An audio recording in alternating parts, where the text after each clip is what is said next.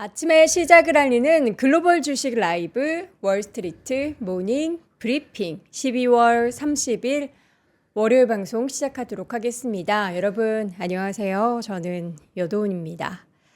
자, 주말 사이에도 굉장히 안타깝고 슬픈 일이 발생을 했습니다. 무안공항에서 여객기 사고로 인해서 정말 많은 인명 사고가 발생을 했는데 이게 뭐라고 이야기를 해야 될지 저도 참 모르겠고 어렵습니다. 우리나라에서 그리고 또 무안 지역에 계시는 분들 중에서 피해가 있으신 분들께는 제가 어떤 위로의 이야기를 드려도 위로가 되지 않을 것 같습니다. 또 심지어 또 가족 단위의 사망자가 굉장히 많이 발생을 해서 하루아침에 가족을 잃는 그런 슬픔에 빠져 계신 분들께는 저의 이야기 한마디가 위로가 되진 않겠지만 마음이 참 무겁네요. 자, 월스트리트 모닝 브리핑은 이제 오늘 미국 시장 이야기를 이 올해 마지막으로 드리는 날입니다. 미국 시장은 31일도 개장을 하지만 국내 같은 경우에는 내일 휴장을 하기 때문에 저희가 내일부터는 방송을 하지 않고요. 1일 또 하루 더 쉬고 1월 2일 2025년에 만나 뵙게 되는데요. 오늘은 2024년의 마지막 방송 날이고요. 주말 사이에 있었던 시장은 일단은 테슬라를 비롯해서 M7 종목들이 모두 하락을 했습니다. 그리고 미국 이게 10년물 금리가 4.6%를 돌파한 부분이 가장 큰 악재 중에 하나였다라는 분석도 나오고 있는데요. 워낙에 좀 한산한 그런 거래량 속에서 진행됐었던 주말 사이에 있었던 뉴욕 증시 잠시 후에 자세하게 이야기를 나눠보도록 하겠고요. 이어지는 글로벌 인터뷰 오늘은 그레너리 투자자문 이원수 대표와 함께 2024년을 정리하고 다가오는 2025년 미국 시장에 대한 이야기도 나눠보도록 하겠습니다. 자, 먼저 월간 뉴스레터 YMG 박종훈 팀장 함께합니다. 팀장님 어서 오세요. 네, 안녕하세요. 네. 반갑습니다. 참 그렇습니다. 뭐라고 이야기를 해야 네, 어렵습니다. 저는- 마음도 어렵고 우리나라에서 왜 이렇게 안 좋은 이렇게 슬픈 일들이 계속 연속적으로 생기게 되는지 참 네, 하여튼 안타깝습니다. 삼가 고인의 명복을 빌도록 하겠습니다. 일단은 정말 내가 보고 있는 게 이게 맞나? 이런 생각이 드는 것들이 사실 저도요. 올해 네. 많이 있었어요. 저는 음. 사실 그 비행기 모습을 봤을 때만 해도 다들 탈출하셨고 나머지 비행기만 불타오르고 있다라는 그런 생각만 되게 막연히 해가지고 설마 했는데 하여튼 그렇습니다. 자, 오늘 미국 이제 2024년이 이제 끝났습니다. 네. 저희가 이제 방송을 통해서는 아마 2024년은 이제 마지막 뉴스가 월모브가 될 것 같고 1월 2일이 되면 그때 또 이제 새로운 2025년을 또 맞이하는 그러한 해가 될 것 같은데 그렇죠. 자, 오늘 마지막 이제 이야기로 저도 이제 자료를 만들면서 어떤 이야기로 마지막 끝맺음을 할까 네. 여러 가지 자료가 있었는데 오늘 이제 모건 스탠리에 대한 이야기로서 2024년을 좀 되돌아보고 또 2025년에 대해서 모건 스탠리가 또 제시하는 여러 가지 질문에 대해서 우리가 또 시장을 어떻게 바라봐야 될지 같이 좀 보는 시간 좀 가져보도록 하겠습니다. 네. 일단 오늘 지수를 한번 볼게요. 이제 지난 우리 금요일 날 지수를 좀 보게 되면 3대 지수가 모두 하락을 했습니다. 일단 다우존스가 0.77% 하락을 했고요. 나스닥 1.49% 하락을 했고요. S&P 500도 1.11% 하락했고 러셀 2000 지수가 1.46%. 그러니까 전반적으로 좀 하락을 하는 그런 모습을 보였습니다. 그래서 산타랠리라 해서 일부 이제 크리스마스 이브 때부터 일부 이제 올라가는 그런 모습에서 다시 좀 조정을 주는 그런 모습을 좀 보였다 이렇게 보시면 될 것 같고요. 자, 맵도 한번 보도록 하겠습니다. 전반적으로 전체 다 빠지는 그런 모습을 보였고 테슬라가 최근에 지속적인 좀 급등을 좀 보여줬지만 지난 금요일에 마이너스 4.95% 하락을 좀 보여줬고요. 엔비디아도 마찬가지로 마이너스 2% 하락을 보여줬습니다. 그 외에도 빅테크들이 마이너스 1%대 하락을 전체적으로 좀 보여줬었다. 메타만 0.59% 하락을 했다. 자, 이렇게 좀 말씀을 좀 드리도록 하겠습니다. 그래서 지난 금요일 같은 경우에는 전체적으로 다 빠지는 그런 모습을 보였고 일부 테마성이 있는 그러한 뭐 양자 컴퓨팅 무대에서도 일부 올라가는 종목도 있었습니다만 또 하락을 하는 조정을 주는 그런 종목들도 있었다. 자, 이렇게 마무리를 좀 하도록 하겠습니다. 그래서 네. 오늘 뭐 어떤 이야기도 있는지 같이 좀 보시면서 또 한번 보도록 하겠습니다. 네. 자, 핵심 헤드라인을 한번 보도록 할게요. 자, 지난주 원달러 환율이 1,480원을 돌파를 했습니다. 장중에 1,480원을 돌파하게 되면서 여러 가지 뭐 한국에 대한 어떤 경제 성장률 또는 뭐 지금 정치권의 일부 뭐 불확실성이 좀 이제 부각이 되면서 또 원달러 환율 자체가 일부 불안정한 그런 모습을 보였고요. 사실 내년에도 이 원달러 환율 자체가 긍정적으로 바라보고 있는 전문가분들이 많이 없는 상황이다 보니까 이 부분에 대해서 또 국내 투자하시는 분들 또는 앞으로 우리나라의 여러 인플레이션에 관련해서 우리가 수입을 하는 그런 물품에서 크게 뭐 가격이 또 상승할 수 있는 요인이 될 수 있기 때문에 자, 그 부분에 대해서 우리가 한 번쯤은 좀 우려를 해야 되지 않을까. 자, 그런 상황이고요. 네. 자, 그리고 이제 두 번째는 2024년 최고의 상승을 보여준 자산은 무엇이 있었는가. 그런 것을 한번 같이 보도록 하겠습니다. 뭐가 있을까요? 뭐 굳이 얘기 말씀 안 드려도 코인이 일단은 뭐 가장 상승. 그렇죠. 상승이 좋지 않았나? 엠러빈 이런 종목들 700% 갔잖아요. 이제 마이크로 스트레티지 이제 더 지수로 올랐고. 제가 가지고 나오긴 했는데 지수. 종목으로 보게 되면 좀 다를 수도 있을 것 네. 같고 또 S&P 500 내의 종목과 네. 또 뭐 러셀 2000 지수 안에 종목은 또 다를 수 있기 때문에 뭐 이제 자산에 대해서 한번 보도록 하겠습니다. 자, 그리고 개인 투자자가 최근 일주일 동안 투자한 종목들 한번 보도록 할게요. 왜냐면 지금 일부 산타랠리다, 일부 뭐 테마성이 있는 여러 이제 종목들이 좀 있다 보니까 자, 어떠한 종목들을 최근 일주일 동안 투자를 했는지 한번 같이 보도록 하겠고요. 자, 오늘 어찌 보면 가장 핵심적인 내용이 될 수도 있는데 모건 스탠리 2024년 평가 그리고 2025년에 대한 핵심 질문들을 우리가 한번 같이 보는 시간 가져보도록 하겠고요. 제일 마지막으로는 이제 블루 오리진에 대해서 로켓 발사 라이선스를 획득했다. 자, 이러한 이야기로서 한번 같이 보도록 하겠습니다. 그래서 2025년이 되면 우주항공에 관련된 이야기들이 좀 더 세부적으로 많이 나올 수 있는 그러한 어떤 환경이 조성되는 게 아니냐. 자, 이렇게 나오고 있는데 오늘은 뭐 모건 스탠리에 관련된 이야기 한번 집중적으로 보도록 하겠고요. 전반적으로 또 시장 한번 보도록 하겠습니다. 네. 지수 동반 하락했다라는 거 그리고 이제 맵은 뭐 앞서서 제가 보여드렸기 때문에 자, 이 부분 좀 넘어가도록 하겠습니다. 네. 자, 10년물 국채 금리가 17개월 만에 최고치에 근접했다라는 이야기가 좀 나왔습니다. 그래서 맞아요. 지금 10년물 국채 금리도 엄청나게 지금 가파르게 올라가고 있는 상황인데 지금 보시면 아시겠지만 요 7월 달에 이렇게 올라와 있었던 요 부분을 거의 지금 넘어서는 게 아니냐 뭐 이런 이제 의견들이 좀 나오고 있는 상황이고 이게 정말 어찌 보면 마지노선이라고 보여지는 구간이기 때문에 자, 이 부분에 대해서도 우리가 한번 좀 고민을 해봐야 되지 않을까. 물론 지금 여러 이제 트럼프 행정부, 2기 행정부에 대한 정책적인 부분, 뭐 관세나 아니면 전반적인 글로벌 시장의 어떤 방향을 좀 봤을 때 그리고 지금 페드의 연준의 금리 인하 정책에 대해서도 마찬가지고요.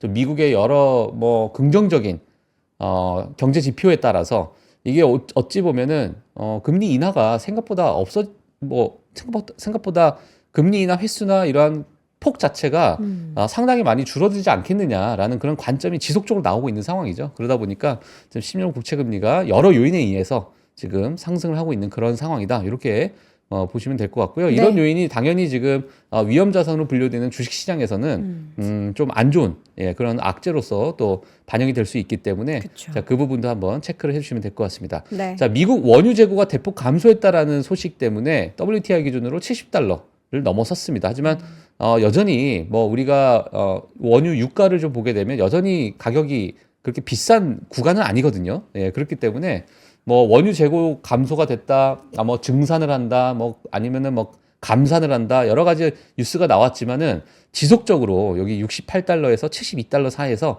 박스권을 유지하고 있는 그런 상황이다. 자, 이렇게 말씀을 좀 드리도록 하겠습니다. 네. 자, 오늘의 데이터. 달러.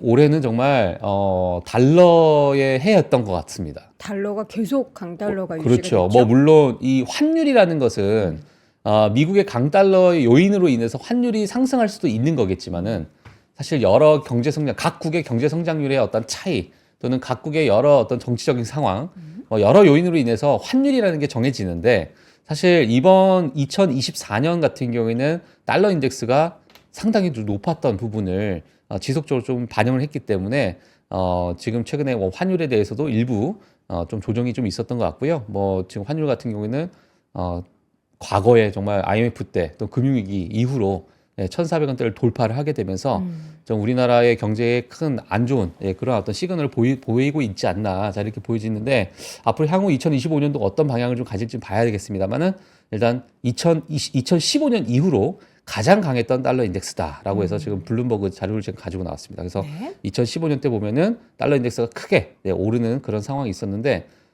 그 이후로는 가장 높게 또 상승하는 그런 한 해였다. 이렇게 좀 말씀을 드리도록 하겠고요.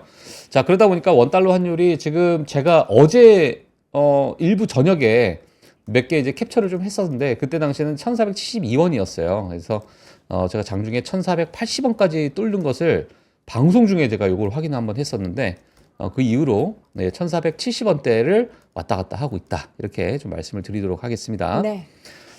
최근 자산별 상승률 음.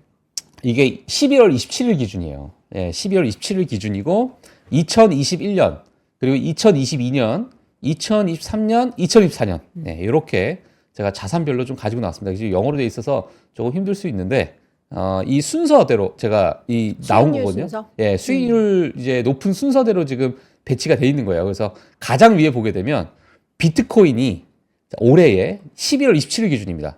124% 올랐습니다. 이게 근데 이제 1월 1일부터의 상승인 그렇죠, 그렇죠. 거죠? 예, 오. YTD 기준이니까 올해 2024년 동안에 1월 1일부터 12월 27일까지의 그 사이 동안 얼마나 올랐나. 근데 2023년도 156% 올랐더라고요. 예, 그만큼 비트코인이 작년에도 좋았고 작년에 되게 소리 없이 강했네. 소리 없이 강했던 거죠. 예, 그래서 중간에 뭐 조정을 크게 주다 보니까 그것을 이제 못 느꼈을 수도 있는데 2023년 156%, 2024년 124% 그리고 이거 뭐라고 읽어야 될지 모르겠지만 2011년 때부터 2024년 14년 동안에 3,153만 6,252% 올랐습니다. 비트코인이. 자, 이거는 뭐 이걸 뭐 100원이 아니죠. 100만 원만 넣어놨어도 이때 실제로 주변 지인들 중에서 몇몇이 2010년 초반에 비트코인을 가지고 뭐 한 20개 샀다, 10개 샀다 하는 사람들이 있더라고요. 있죠. 예, 있어요. 지금도 가지고 있다고. 지금도? 예. 야, 진짜 대단하시네요. 예. 그러니까 까먹어야 돼요. 예, 장기 투자는 사실 까먹어야 됩니다. 예. 내가 투자했었나? 근데 내 포트폴리오의 계좌의 수익이 저게 몇만이라고요? 3, 10, 100, 1000만, 10만, 100, 몇만 %라고요? 3,153만 %. 3,153만 %? 3,000%만 돼도 팔고 싶지 않아요? 그러니까요. 300%만 돼도 팔고 싶지 않습니까? 하여튼 10%만 올라도 팔고 싶던데. 그러니까 이거를 계속 장기 보유하고 있다는 것 자체가 예. 진짜 대단한 것 같습니다. 하여튼 그렇습니다. 그래서 지금 비트코인이 올해 가장 상승률이 좋았고 물론 그 비트코인 안에 뭐 도지코인부터 해서 뭐 에이다 뭐 많이 있죠. 코인들도 많이 있겠지만 대표적인 자산으로서 이렇게 좀 나왔고요. 자, 그리고 IWF 지금 미국의 이제 성장주들을 기준으로 보게 되면 또 지난 한 해에도 사실 42.6% 상승을 했고요. 자, 올해 35.9% 상승했고 QQQ의 나스닥 100 지수 보게 되면 자, 올해 3위를 기록했습니다. 28.4%를 상승했고요. 자, 그리고 라지캡 또 쏠림 현상이 일부 올해도 늘 있었기 때문에 많은 분들께서 또 관심이 있으셨을 거라고 보여지는데 일부 뭐 S&P 500을 또 추정한 스파이 같은 경우에도 26.8% 물론 종목별로 보게 되면 완전히 또 다른 얘기가 나올 수 있겠지만 자, 이렇게 ETF의 어떤 기준으로 좀 보게 되면 자, 이러한 상승률의 순서대로 있었다. 또 골드도 정말 많이 올랐죠. 예, 골드도 26.3% 올랐고요. 자, 그 외에 뭐 가치주들 또는 스몰캡, 미드캡 이러한 주들도 사실상 좋은 또 수익률을 보였고 그 안에 사실 내부적으로 따지게 되면 뭐 여러 테마성이 있었던 종목들 뭐 그러한 종목들은 정말 엄청난 뭐 바닥에서 뭐 10배, 뭐 15배 뭐 이렇게 올라가는 그런 종목들도 일부 있었다. 이렇게 좀 말씀을 드리도록 하겠습니다. 그래서 비트코인 같은 경우는 사실상 지난 2011년부터 2024년까지 연평균 147%라는 어마어마한 수익률을 안겨줬고요. 물론 이 기간 동안에 이제 나누다 보니까 크게 좋지 않았었던 해도 있었죠. 물론 고점 대비해서 65%나 하락했던 2022년도 있었지만은 평균적으로 봤을 때 147%였다. 자, 그리고 미국 성장주도 같은 경우에는 연평균 16%라는 엄청난 또 수익률을 안겨줬다. 그리고 QQQ 같은 경우에도 연평균 19% 이러한 수익률을 안겨줬다. 이렇게 좀 보시면 될 것 같습니다. 자, 그래서 제가 사실 최근에 미국 주식에 대해서 정말 많은 분들이 관심이 있는데 저도 주변에서 지인분들께 질문을 받는 게 있어요. 어떤 질문 받냐면 내가 앞으로 15년, 20년 QQQ에다가 투자를 할 예정인데 어떻게 보고 있느냐. 저는 이렇게 뭐 해서 저한테 이제 질문하는데 뭐라고 대답? 모른다. 야, 15년 뒤를 내가 어떻게 아니? 모르죠. 예, 모르는데 일단 지금의 미국 상황 자체는 일부 고평가가 되어 있을 수도 있고 이게 뭐 영원히 올라갈 수도 없을 수 있기 때문에 모든 건 영원할 수는 예, 없죠. 그래서 뭐 15년 뒤는 내가 뭐 15년 뒤의 결과물은 내가 잘 모르겠지만 지금은 괜찮다. 이제 미국 뭐 경제 성장률이나 나쁘지 않다. 저는 뭐 이렇게 이야기를 하고 있는 상황인데 물론 내년은 어떤 방향을 가질지 한번 뭐 봐야겠으나 예, 뭐 최근에 미국 주식에 대해서 정말 관심 있으신 지인분들도 제 주변에 많았고 네. 그전에는 전혀 저한테 물어보지도 않았어요. 근데 올해 들어서 유독 저한테 뭐 물어보는 사람들이 많았는데 그럴 때는 제가 가장 쉽게 대답할 수 있는 게 ETF 지수 투자해서 인덱스 투자해서 네. 모아가라. 근데 그 지인분들도 이미 S&P 500과 나스닥 ETF를 투자할까 질문을 하더라고요. 이제 많이 그렇죠. 그럼 이제 차용을 해야죠. 워런 버핏 옹께서는 뭐 이렇게 그렇죠. 말씀하셨다. 예. 하여튼 뭐 그런 이야기로서 이야기 나오는 거 보니까 좀 조심해야 될 때가 됐나? 뭐 이런 생각도 좀 들었습니다. 개인적으로. 이게 근데 지금까지 과거 데이터를 보는 것도 의미가 있는 항상 우리는 미래를 내다봐야죠. 예. 미래는 과연 어떻게 될지. 그러니까요. 2025년. 그러니까 제가 이제 선뜻 이제 지인들한테 얘기하기가 들었던 게 뭐냐면 제 머릿속에 계속 탐리에 그 2025년 방향성이 계속 상고하저. 상고하저가 되니까 그 상고는 저도 너무나도 동의를 하는데 하저 이제 하반기에 좀 떨어진다, 조정을 준다라는 그 방향에 대해서 이게 머릿속에 계속 남아 있는 거예요. 그러니까 정말 2025년에 만약에 하반기에서 큰 조정을 주면 큰 조정이 올까요? 모르죠. 봐야겠죠. 예, 그래서 어쨌든 그 부분은 같이 뭐 보시면 될 것 같고요. 네. 지금 이제 이번에 브로드컴이 또 시장에서 가장 큰 관심을 받고 있잖아요. 자, 그래서 지금 월가에서는 올해 연말, 그러니까 2024년까지 해서 사실 연초에서는 우리가 매그니피센트 세븐으로 시작을 했지만 연말이 되면서 브로드컴이 들어오게 되면서 배트맨. 일부 요게 이제 이름이 좀 바뀌었습니다. 그래서 배트맨이 됐습니다. 배트맨. M7 포함하고 또 브로드컴까지 포함한 그렇죠. 거죠? 브로드까지 들어오게 되면서 이제는 뭐 매그니피센트 세븐이 아니라 배트맨 8이 되는 그러한 이름을 이제 좀 정했는데 이거 누가 정하는지 모르겠습니다. 이거 정말 알파벳 순서대로 이거 나열하는 것도 정말 힘들 것 같긴 한데 자, 그래서 BATMMAAN 해서 배트맨이다. 이렇게 되어 있습니다. 근데 이 배트맨이 더 시장에서 관심을 받고 있는 게 뭐냐면 매그니피센트 세븐 이렇게 7종목만 봤을 때는 평균적으로 65%라는 상승률, 어마어마한 상승률을 보여줬는데 이 브로드컴이 연말에 막판에 또 들어오게 되면서 이 B가 들어왔죠. 상위권으로 B가 들어오게 되면서 배트맨을 이렇게 봤을 때는 연평균 70% 상승률을 보여줬다. 그렇기 때문에 매그니피센트 세븐보다 훨씬 더 좋은 상승률을 보여줬기 때문에 연말 2024년의 키워드는 또 배트맨이 됐다. 뭐 이러한 이야기들이 좀 많이 나오고 있습니다. 그래서 이 부분도 우리가 향후 2025년 요 배트맨이 연결이 될지 같이 좀 지켜보시면 될 것 같고요. S&P 500이 이제 요 배트맨 지난 이제 27일이죠. 27일 기준인데 봤을 때는 이제 27% 상승으로 일단은 마감이 됐고 사실 뭐 이번 주까지 한번 지켜봐야죠. 자, 이번 주까지 지켜보고 내년 산타랠리가 끝나는 뭐 공식적으로 끝나는 1월 3일까지 한번 또 어떤 상승률을 지속적으로 보여줄지 같이 좀 체크를 해주시면 될 것 같습니다. 네. 자, 그러면 주간 단위로 지난 일주일간 국내 투자자들의 매매 상위 종목들 지금 10위까지 올라와 있는데 뭐 3배짜리 ETF 이런 거를 빼고서는 1등은 여전히 테슬라. 그래도 2등은 테슬라 곱하기 2. 뭐 그런 상황이고요. 그런 거 빼고 리게팅 컴퓨팅도 리게틱 컴퓨팅 4위 네. 기록했습니다. 저건 단기적으로 엄청 사셨네요. 엄청나게 사셨죠. 그러니까 아이온큐도 리게틱 그렇고. 컴퓨팅이 아마 국내 투자자분들이 다 끌어올리지 않으셨나 뭐 이런 생각이 드는데. 아이온큐나 뭐 4위, 6위. 예, 아이온큐가 6위에 있고요. 엔비디아가 5위에 있는 굴욕을 맛보고 있습니다. 지금. 아니 지금 10위권 내에 애플, 아마존, 뭐 구글 재미없죠. 없어요. 재미가 없기 때문에 밀려났습니다. 예, 그 안에 이제 재미있는 팔란티어, 더 재미있는 브로드컴, 더 자극적인 마이크로 스트래티지 이러한 기업들이 스트래티지 좀 조정받고 조정받았죠. 예, 그래서 이제 제가 볼 때는 이게 상위권이었다가 좀 밀려난 것으로 보여져요. 개인적으로. 그래서 이게 지난 일주일입니다. 일주일인데 사실 이제 매수 금액과 매도 금액이 이렇게 있잖아요. 근데 이제 매수 매도 전체적으로 하게 되면은 얼만큼 정말 활발하게 이 종목을 사고 팔았는가가 거래가. 나왔을 것 같고 최근 일주일 동안에는 매수 종목들이 어디가 또 우위가 있는가 알아봤을 때는 테슬라 또는 테슬라 2배짜리가 지금 매도보다는 매수가 더 우위에 있기 때문에 네.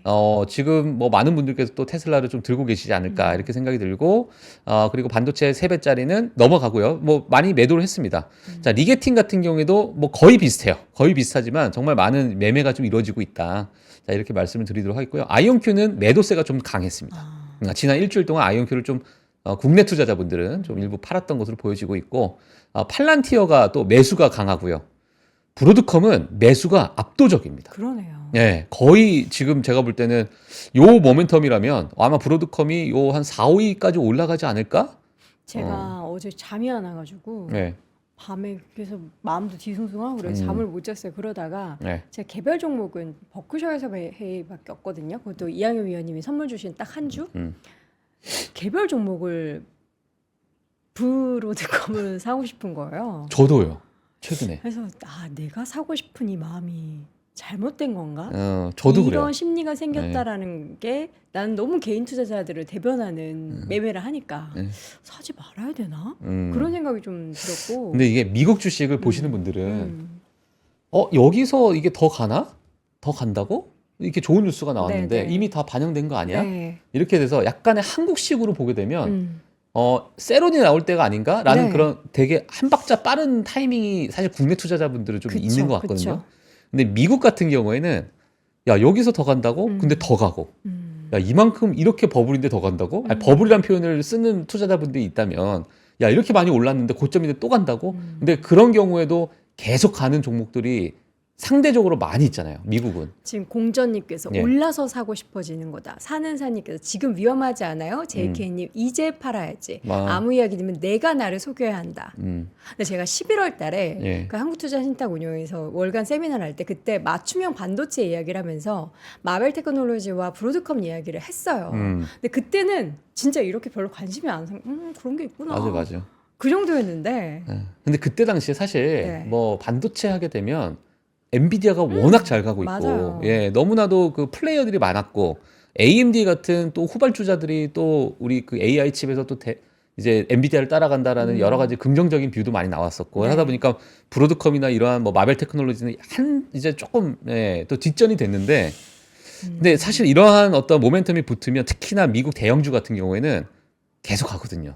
예, 정말 끝을 볼 때까지 가기 때문에. 이런 고민이 들 때 방법이 있어요. 우리나라 ETF 중에서 그런 ETF도 생긴 거 알아요? 베스트셀러. 뭐 한국 개인 투자자분들이 서학개미 투자자분들이 가장 많이 사는 종목을 네. 무지성으로 쫓아가는 그런 ETF들이 있어요. 뭐 삼성자산운용에도 있고 한국투자신탁운용에도 있고 예. 한데 그런 거를 사면은 내가 이제 굳이 브로드컴만 사지 않아도 이렇게 순위권에 있는 종목들을 그 리밸런스 되면서? 예, 알아서 샀다 팔았다를 해주니까 종목이 막 바뀌고. 네. 예. 그렇게 투자하는 것도 오히려 조금 안정성을 담보할 수 있지 않나. 그게 이게 바로 이거겠네요. 어찌 보면. 그러니까요. 1위부터 요런 10위까지. 비슷하게 예, 요 가져가는 10위권으로 거죠. 들어온 종목들로 맞아요, 다시 맞아요. 리밸런싱 해버리는. 예. 다양한 방법으로 여러분 투자할 수 있으니까 여전히 투자에는 게을리하지 않으셨으면 예. 좋겠습니다. 사실 저는 뭐 지난 일주일간 요거를 가지고 나오긴 했지만 이게 지금 우리 국내 투자자분들이 대변하는 종목들이라 맞아요. 보여져요. 그냥 브로드컴이 순위권 10위권 안에 들어온 거, 네. 팔란티어, 뭐 여전히 소프트웨어에 대한 이야기, 그리고 양자 컴퓨팅에 대한 관심이 어마어마하다. 4위, 6위를 차지할 정도로 그쵸. 어마어마하고 여전히 우리 국민들은 테슬라를 가장 사랑하더라. 예, 그래서 요 1위부터 10위까지의 요 모습 자체가 지금 우리 개인 투자자분들, 국내에 계신 분들이 미국 주식을 대할 때 우리가 바라보고 있는 어떤 기대감이나 이런 부분이 그대로 또 녹여들어지지 않았나. 자, 이렇게 좀 보여지기 때문에 네. 자, 같이 좀 체크를 해주시면 될 것 같고요. 네, 모건 자, 스탠리. 오늘 뭐 핵심적인 내용입니다. 오늘 제가 좀 글을 위주로 좀 많이 썼기 때문에 뭐 필요하신 분들은 화면을 좀 나중에 저희 이제 영상 올라가게 되면 뭐 스페이스 바를 눌러서 또 읽으셔도 되고요. 한번 제가 최대한 내용을 다 넣었기 때문에 한번 보도록 하겠습니다. 자, 2024년 시장을 놀라게 한 5가지 사건, 그리고 2025년을 위한 핵심 질문들이다 해서 모건 스탠리가 2024년을 마무리하게 되면서 12월 23일 날에 이제 정리를 했던 그러한 내용인데요. 뭐 일부 뭐 보셨던 분들도 계시겠지만 못 보신 분들을 위해서 제가 같이 좀 보도록 하겠습니다. 첫 번째는요. 다들 이제 지난 2024년 우리가 회고하면서 같이 한번 보게 되면 금리 인상은 미국 경제에 큰 해를 끼치지 않았다. 이게 5가지 사건 중에 하나였던 거예요. 모건 스탠리가 바라보는. 그러니까 지난 45년 동안에 가장 공격적인 금리 인상을 시행했음에도 불구하고 물론 인플레이션의 상승이나 여러 뭐 체감 인플레이션의 여러 안 좋은 여건을 좀 줬긴 했지만 그럼에도 불구하고 미국 경제는 회복세를 보여줬다라는 부분. 그리고 2024년 실질 GDP 성장률이 약 2.9% 또는 블룸버그에서는 지금 2.7%를 보고 있는 상황인데 여전히 2.7%에서 2.9% 사이에 견고한 성장률 기록을 할 것으로 예상이 되고 있는 상황이고요. 그리고 일부 그 자산의 어떤 부를 이루었던 자산 자체가 대기업과 부유한 가정에 점점 더 집중됐다. 그러다 보니까 임금이 높은 그런 고소득층에 더 집중이 되는 그런 모습을 보였고요. 이들은 일반적으로 초과연금을 보유하고 있고 금리 변동에 덜 민감한 그러한 상황을 보여줬었는데 사실상 이러한 부분 때문에 미국의 경제 성장률이나 소비를 이끌었다라는 그러한 평가를 좀 내놨습니다. 그래서 결론적으로는 이들이 지속적인 지출을 감행함으로써 계속 소비를 늘려가면서 경제를 좀 강화했었던 그런 상황이 있었는데 여기에서 이제 핵심적인 질문 하나를 던진 거예요. 이제 모건 스탠리가 이러한 1번에 관련돼서 그럼 금리 인하에 대해서는 앞으로 어떻게 될까? 이 영향은 내년에는 어떻게 될까? 이 부분에서 우리가 고민을 해봐야 된다는 거죠. 이제는 2025년에 대해서. 자, 그래서 금리 인상 자체에 대해서 미국 경제에 큰 해를 끼치지 않았던 것을 1번의 사건으로 내놨는데 자, 그러면 내년에 됐을 때 금리 인하에 대해서 영향은 미국에 과연 어떠한 성장률을 가져올 것인가? 또는 어떠한 수익 주식시장에서 또 어떤 수익률을 또 가져다 줄 것인가를 우리가 한 번쯤 고민을 해봐야 된다. 자, 이렇게 보시면 될 것 같고요. 그래서 2018년 이후에 소득별 소비 지출 흐름을 제가 좀 가지고 나왔습니다. 그래서 과거에 2021년 코로나 이후로 소득별 우리 지출 흐름을 좀 보게 되면 여전히 당연히 이제 고임금, 고소득층의 소비 지출이 더 높긴 하겠지만 네. 이 지출 자체가 저소득층은 거의 사실 코로나 이후로 거의 늘지 않고 있어요. 그러니까 이 경제를 이 갭을 보시면 아시겠지만은 2024년에 지나가면 지나가면서 더 갭이 커지고 있다는 얘기는 그만큼 부를 쌓았던 고소득층이 더 많은 지출을 많이 하고 있기 때문에 이러한 요인 때문에 미국 경제 성장률이나 어떤 소비에 관련된 지표가 긍정적으로 나오게 됐고 미국 성장률을 이끌어왔다. 자, 이 부분은 뭐 고소득층도 마찬가지지만 대기업들도 마찬가지다. 과감한 투자를 많이 했었다. 과거에 AI 트렌드도 있었고요. 자, 그래서 이러한 부분을 우리가 같이 좀 체크해 주시면 될 것 같고요. 네. 자, 두 번째는 실업률 상승이 소비를 크게 위축시키지 않았다.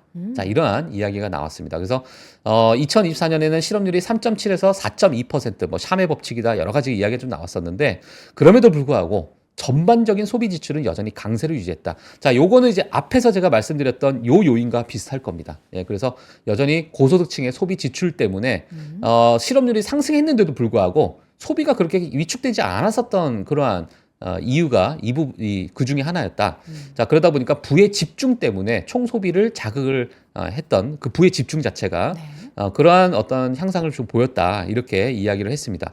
여기에 또 추가적으로 하나를 더 봐야 될 게 뭐냐면 작년 같은 경우에요. 2023년입니다. 실질 GDP의 1%를 추가를 했는데 이 추가했던 부분이 어디냐면 이민이요. 이민이 경제에 기여했던 부분. 자, 그래서 이민자들이 미국에 많이 들어오게 되면서 일부 값싼 노동력으로 더 생산성을 높일 수 있는 그런 어떤 GDP에 기여를 했었는데 앞으로 만약에 2025년 핵심 이제 질문이 되겠죠. 과연 트럼프 행정부에서 이 이민 개혁에 나서게 된다면 미국의 경제 성장률에 어느 정도의 걸림돌이 될까? 이 부분도 아마 2025년에 우리가 핵심적으로 좀 봐야 될 부분이 아닐까? 이렇게 보여집니다. 그래서 과거에 또는 2023년을 보게 되면 어마어마한 이민자들이 미국에 급증을 했습니다. 이민자 수가 급증을 했는데 이런 이민자 수의 급증은 일부 미국 경제를 좀 이끌어내는 그러한 일부 이제 값싼 노동력으로 큰 생산성을 줄 수 있는 그런 요인으로 작용했기 때문에 향후 만약에 이 수치가 줄어들게 되거나 이민을 일부 통제하게 되면서 2025년부터 만약에 그러한 어떤 정책적인 방향을 보이게 되면 이게 또 미국 경제에 어떠한 영향을 미칠지도 우리가 한번은 고민을 해봐야 되는 2025년이 되지 않을까. 지금 모건 스탠리스는 이렇게 보고 있는 거죠. 요거는 이제 우리가 바로 트럼프 행정부에서 가장 우려하는 바 중에 하나죠. 우려하는 부분 중에 하나죠. 예, 그래서 사실 이 부분에 대해서 약간의 양날의 검이기도 해요. 왜냐하면 이 이민자가 급증하게 되면서 일부 미국인들은 너무나도 큰 피해를 받고 예, 뭐 여러 범죄에도 많이 노출이 되고 이민자가 급증하게 되면서 그런 부분을 사실 그 주 정부에 계속 항의를 했던 그러한 부분이 있었어요. 그러다 보니까 카말라 해리스 부통령이 이민 정책에 대해서 내가 어느 정도 통제하겠다, 네. 뭐 이민 개혁을 하겠다, 뭐 이러한 이야기를 좀 했었는데 그 부분을 명확하게 보여줬는가로 봤을 때 이번 대선에서도 사실상 보여주지 못했다라는 평가가 좀 나오게 되면서 많은 지지자들이 좀 등을 돌리는 그런 모습이 좀 있었는데 이 부분이 향후 경제 성장과 또는 뭐 미국 내에 여러 어떤 또 부작용도 분명히 있기 때문에 앞으로 어떻게 좀 나아가야 될지 정책적인 어떤 변화는 우리가 좀 지켜봐야 될 것으로 보여지고요. 자, 세 번째입니다. 예측력이 떨어지는 전통적인 경제 지표. 이게 아마 저는 가장 마음에 와닿았어요. 왜냐하면 과거에는 실업률이 이렇게 올라가면 경기 침체가 왔더라. 아니면 장단기 금리 역전이 오게 되면 경기 침체가 왔더라. 이럴 경우에는 경기 침체가 왔더라. 늘 그 경기 침체가 거의 100% 이럴 경우 일어났었다. 그렇기 때문에 우리는 2023년 경기 침체를 다 예상을 하고 있었지만은 2023년 경기 침체가 무슨 말이야? 무슨 경기 침체야? 라는 게 싹 없어지고 2024년도 마찬가지로 너무나도 좋은 성장률을 보였기 때문에 오히려 예전과는 일부 경제 지표가 좀 예측력이 많이 떨어지지 않았냐. 자, 이 부분은 사실상 미국 경제 중심축이었던 제조업에서 서비스업으로 이동하게 되면서 여러 가지 경기 선행 지수나 아니면 뭐 ISM 우리 제조업 지수를 많이 보는데 자, 이러한 부분과 일부 예측 효과가 많이 떨어지는 그런 산업의 어떤 변화가 있었다는 거죠. 자, 그게 아마 2024년에 가장 큰 사건 중에 하나가 아니었나 지금 모건 스탠리를 보고 있는 거고요. 자, 그리고 일부 경기 위축을 예고했지만은 서비스 부분의 확장 그리고 쏠림 현상, 특히나 빅테크 위주로 많은 경제 성장률을 이루었던 실적도 어마어마한 견고한 실적을 보여줬었죠. 자, 그렇기 때문에 이러한 어떤 일부 쏠림 현상이 경제가 지속적으로 확장하는 데 있어가지고 많이 기여했다. 자, 이렇게 보시면 될 것 같습니다. 자, 그러면 이러한 부분에서 우리가 2025년에 어떠한 질문을 또 남겨야 되는가로 봤을 때 차기 정부의 규제 완화 정책, 이 규제 완화 정책 또는 뭐 법인세를 인하하겠다 여러 가지가 있는데 이게 소수의 지배적 기업, 그러니까 빅테크라고 보게 되면요, 이런 빅테크의 경제력 집중을 가속화해서 광범위한 경제 대책의 효과를 희석시키고 소득 격차를 악화시키지 않을까? 그러니까 법인세 인하했던 이러한 부분도 오히려 더 강한 쏠림 현상으로서 이게 광범위하게 미국 경제가 다 같이 올라가야 되는데 그게 아닌 일부 쏠림을 더 가속화시키는 게 아닐까? 라는 것도 2025년에 우리가 한 번쯤은 또 고민을 해봐야 되는 그러한 질문을 또 모건스탠에서 남겼습니다. 그래서 세 번째도 이렇게 보시면 될 것 같고요. 그리고 이제 네 번째, 다섯 번째 같은 경우에는 일부 2024년에 사실상 제닛 옐런 재무장관이 단기채를 많이 발행하게 되면서 유동성을 많이 확보를 했어요. 자, 그러다 보니까 자, 이러한 부분에 여러 주식시장의 어떤 부양도 있었고 이 일부 장단기 금리 역전이 되는 어떤 지금 자체는 이제 장단기 금리가 역전이 되는 그 어떤 방향을 가지고 있는 역전이 아니죠. 정상화되는 과정이죠. 예, 정상화되는 그런 방향을 좀 가지고 있는데 일단 2024년 같은 경우에는 단기채를 많이 또 발행하게 되면서 일부 좀 시장에 어떤 유동성을 좀 확보하는 그런 모습을 좀 보였었다. 이렇게 좀 보시면 될 것 같고요. 그러다 보니까 정책이 일부 긴축된 상황에서도 기업과 소비자가 여러 가지 어떤 시장에 대해서 쉽게 접근을 할 수 있었던 그런 모습을 보였다. 그리고 이 단기채 같은 경우에는 55% 이상의 수익률에 대한 투자들의 수요가 급증했기 때문에 펀드들이 이를 빠르게 사들였던 그런 요인도 좀 있었다. 자, 이렇게 보시면 될 것 같습니다. 자, 그러면 이 우리가 이제 채권 발행에 있어서 이제 단기채 또는 앞으로 어떤 균형을 맞추기 위해서 장기채를 또 많이 발행을 할 그러니까 단기채를 많이 줄이고 일부 장기채를 더 발행을 하는 그러니까 균형을 맞춰가는 그런 과정이 될 텐데 앞으로의 그 미국 재무부가 장기채를 더 많이 발행하게 되면서 균형 잡힌 발행으로 전환하게 된다면 2025년에는 금융유권이 더 긴축이 될까? 어떻게 될까? 이런 부분도 우리가 한 번쯤은 고민을 해봐야 되는 거죠. 단기채를 많이 발행함으로써 많은 유동성을 확보하면서 증시가 많이 올라가긴 그런 어떤 요인이 됐었는데 만약에 이걸 균형을 맞춘다라고 하게 되면 2025년은 좀 긴축이 되는 상황이 될까? 이 부분도 우리가 좀 고민을 해봐야 된다는 거예요. 그래서 이 4번의 어떤 질문도 앞으로 주식시장의 방향성에 있어가지고는 또 핵심적인 질문을 또 모건스탠에서 또 남겼다 이렇게 보시면 될 것 같고요. 자, 그래서 미 국채 발행량과 외국인 보유 비중입니다. 최근에 사실 10년물 국채 금리도 올라가는 것 자체가 지금 과거에 너무나도 많은 단기채를 발행도 했고 여러 가지 뭐 채권을 발행하다 보니까 시장엔 채권이 많고 외국인은 이 채권에서 보유량이 줄어들고 있고 그러다 보니까 금리가 이제 채권 금리가 올라가고 채권 가격 떨어지는 네. 예, 그러한 어떤 뭐 수요와 공급의 어떤 사이클도 분명히 있는 상황인데 최근에 보게 되면 외국인 보유 비중은 급격하게 떨어지고 있는 상황이고요. 미 국채 발행량은 늘어나고 있는 상황이고. 예, 그래서 완전히 다른 양상을 지금 현재 보이고 있는 상황이다. 자, 이 부분이 2025년에 어떠한 방향성을 보일지 우리가 한번 좀 지켜봐야 될 것으로 보여집니다. 네. 자, 마지막입니다. 예, 마지막인데 자, 금리 상승에도 불구하고 주식 밸류에이션 자체가 계속 확대되고 있었다. 자, 이게 지금 2024년에 마지막 5가지 사건 중에 하나였죠. AI라는 메가 트렌드.